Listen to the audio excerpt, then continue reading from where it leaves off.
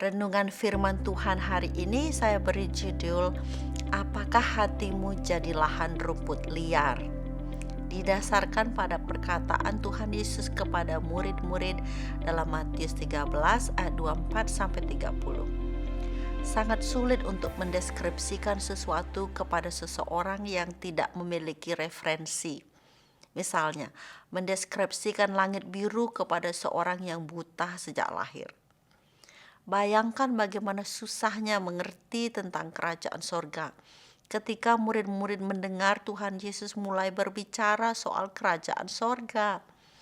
Karena tidak ada referensi di dunia ini yang pas untuk menggambarkan kerajaan sorga. Oleh karena itu, mari bersama-sama kita perhatikan dengan seksama apa yang dikatakan oleh Tuhan Yesus lewat perumpamaan gandum dan belalang atau rumput liar. Mari kita baca Matius 13 ayat 24-25. Yesus membentangkan suatu perumpamaan lain lagi kepada mereka. Katanya, hal kerajaan sorga itu seumpama orang yang menabur benih yang baik di ladangnya. Tetapi pada waktu semua orang tidur, datanglah musuhnya menaburkan benih lalang di antara gandum itu, lalu pergi. Dari sini kita bisa melihat bahwa ada Tuhan yang menanam benih yang baik di ladangnya. Tetapi juga ada musuh menanam benih lalang atau rumput liar di ladang milik Tuhan.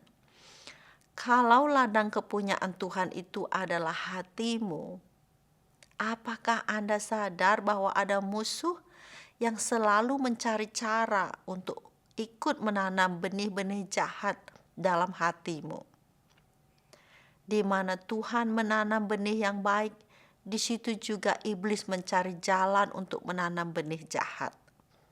Contohnya, kita bisa lihat ketika seseorang mulai serius mengikut Tuhan, biasanya mengalami banyak tantangan untuk mematahkan semangatnya. Rumput liar gampang sekali tumbuh, makan tempat dan mencuri gizi yang seharusnya menjadi jatah untuk gandum. Dalam kitab Yohanes 10 ayat yang ke-10 Tuhan Yesus memberi peringatan. Pencuri datang hanya untuk mencuri dan membunuh dan membinasakan. Bagaimana iblis menanam benih jahat di hatimu? Biasanya berawal dari hal yang sepele yang kita abaikan.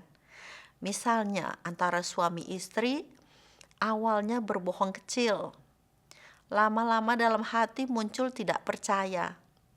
Kemudian saling mencurigai dan bahkan saling menuduh. Lama-kelamaan akar kepahitan mulai tumbuh dan karena tidak mendapatkan perhatian kasih di rumah, masing-masing mencari kasih dari orang lain. Tidak lama kemudian mereka ingin bercerai.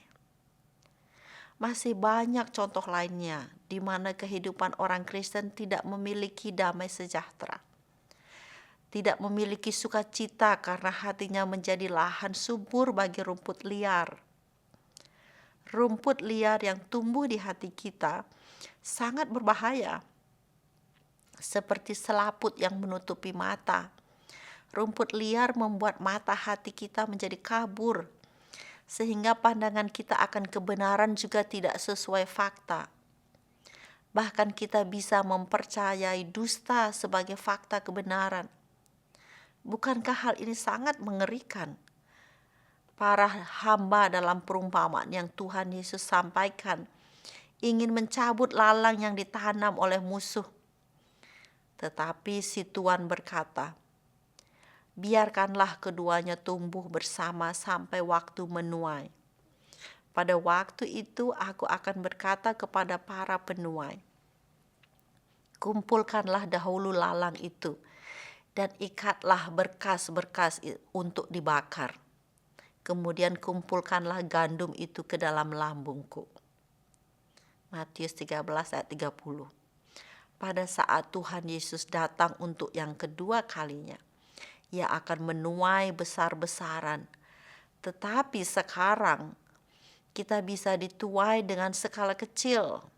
Kita bisa memberi seluruh hati kita kepada Tuhan. Jangan kasih kesempatan untuk rumput liar tumbuh merajalela. Rumput liar apa yang ditanam iblis di hatimu?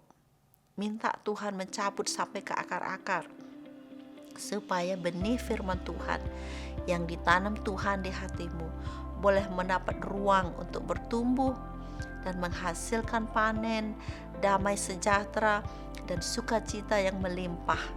Kiranya Roh Kudus menolong kita.